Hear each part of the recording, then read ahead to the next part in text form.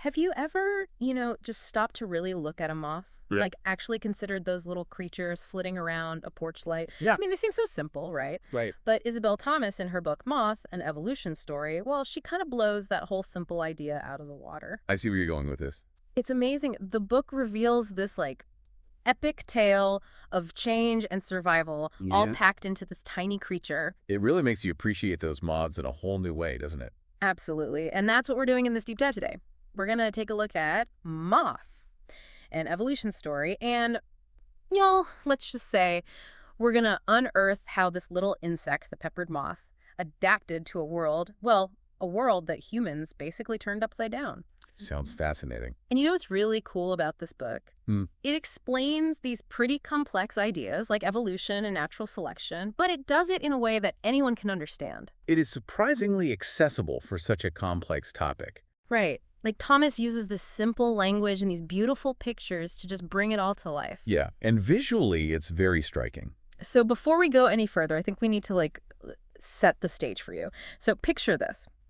The peppered moth. It actually comes in two main types. Okay. You have the speckled variety, kind of looks like black pepper sprinkled on white. I can see that.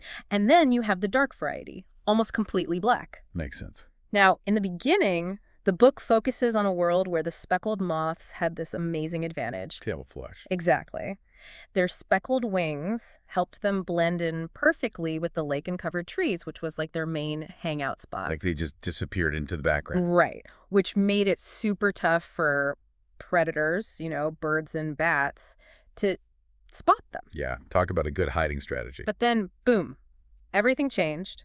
Uh-oh. The Industrial Revolution hit. Right. And with it came all this smoke and soot from factories. Yeah. And it wasn't just a little bit of pollution here and there. I can imagine. It was like everything was covered in this grime. Wow. And this grime, well, it didn't discriminate. It covered the trees. Yep. It covered the buildings. Everything turned dark.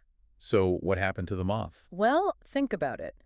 Those speckled moths that were once perfectly hidden, they suddenly stood out against the darkened trees. Like a beacon for hungry birds. Exactly. Easy pickings. Right. But the dark moths, well, they kind of hit the camouflage jackpot. Uh-huh. They practically vanished against that sooty background.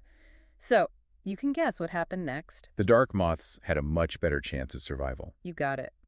Birds and bats could barely see them. Wow. Talk about a turn of events. Right. And since more dark moths were surviving, they were having more baby moths, and guess what? Those baby moths inherited the dark coloring. Okay. So over time, the whole peppered moth population started to shift. More and more dark moths. Exactly. The speckled moths, which were once everywhere, they became super rare. And it's this perfect example, of how the environment can influence which traits are passed down through generations. It really highlights natural selection in action, doesn't it? Totally. It's like the environment was saying, hey, dark coloring, that's your ticket to survival right now.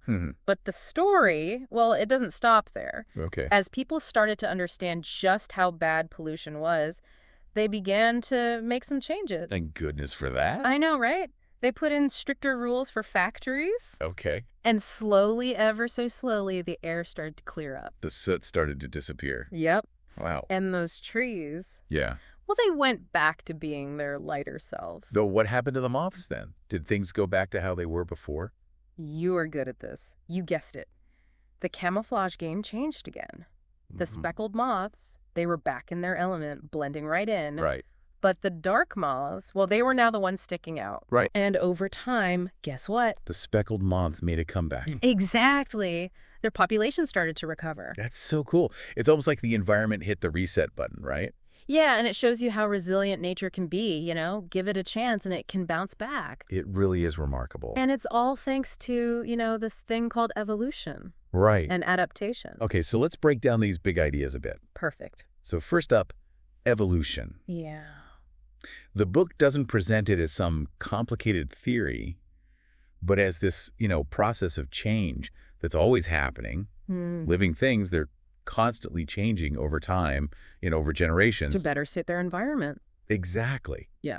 And the peppered moth. Well, it's like this perfect little example. It's like evolution and fast forward, right? Right. You can actually see those changes happening over a relatively short period of time. Yeah. And that brings us to adaptation. Right. The moth's wing color, That's adaptation at its finest. It's this feature, or you could even say behavior, that helps an animal survive in its environment. Like a superpower for survival. Absolutely. And in the case of the peppered moth, it's all about that camouflage. Hmm.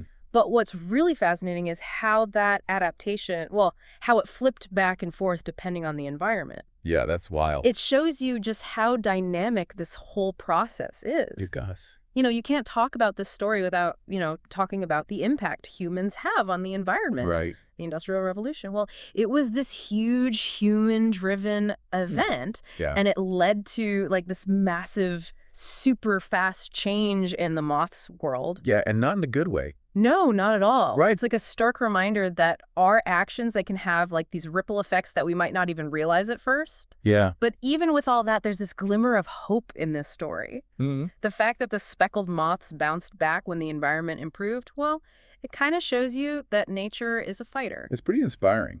It is. It reminds us that even when things look bleak, nature has this incredible ability to, heal and adapt. And at the heart of it all, there's this concept called natural selection. Yeah. It's kind of like this invisible force that shapes which traits get passed down to the next generation. Mm. So in the case of the moths, the environment, through predators, basically selected which moths were most likely to survive. Right, based on whether they could blend in or not. Exactly. It's a matter of like fitting in or standing out. And the ones that fit in, they get to pass on their genes. Exactly. It's actually pretty simple when you think about it that way. Yeah. Now, Isabel Thomas, the author of the book, well, she has this gift for making these complex scientific ideas easy to understand. She does. And her background is pretty interesting. She actually has a background in science, No, I didn't know that. Yeah, and then she moved into journalism. Hmm.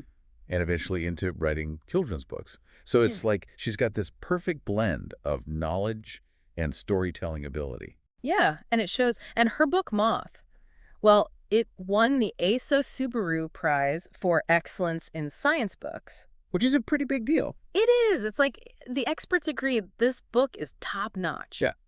So, if you liked the story of the peppered moth, well, there are a bunch of other books out there that explore similar themes. Right. In fact, there were a few in that book report you shared. Yeah, so if you're interested in learning more about like the interconnectedness of life, you could check out Thomas's book, Fox. Fox. Yeah, it follows the journey of a fox and shows how everything in nature is kind of linked together. Ah, that sounds interesting. And if you're, really into moths after reading Moth, Yeah? well, there's a book called An Extraordinary Ordinary Moth, which sounds like it goes deep into, the lives of these amazing creatures. Oh, I'd have to check that one out myself. Me too. Now, if you really want to dive into, like, the nitty-gritty of evolution, well, there's a children's version of Charles Darwin's On the Origin of Species. Right. It's a great way to get introduced to Darwin's ideas without getting, totally overwhelmed. I like that. For a different kind of perspective, Change Things by Amanda Gorman, it's all about, positive change and our ability to shape the future.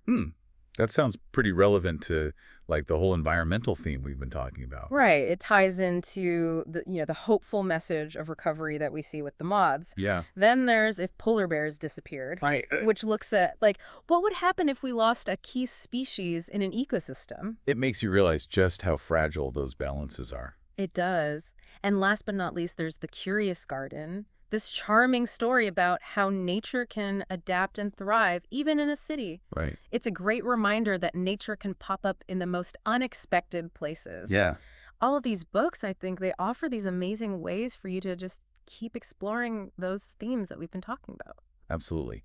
And, you don't have to just read about moths to learn about them. The book actually encourages you to go out and observe moths in your own environment. Oh, cool. Yeah, just take a moment to really see them. Yeah, okay. Pay attention to how they blend in or maybe how they don't blend in. It's this awesome way to, see these principles of adaptation happening right in front of you. Yeah, I like that. Like a little science experiment in your own backyard. Exactly. So to wrap things up, it's clear that the story of the peppered moth, it's more than just a bug's tale. Right. It's like this perfect little window into how evolution works, how crucial adaptation is, and, well, how much of an impact we humans have on the world around us. And I think the biggest takeaway for me is it leaves you with this sense of awe, awe at the power of nature to change and adapt, even in the face of some pretty huge challenges. And it makes you think, doesn't it? Hmm. What other little adaptations are happening all around us, maybe right under our noses? Oh, for sure. It's like a constant dance between living things and their environment, always changing, always evolving. It's pretty mind-blowing when you think about it. Yeah, it really is.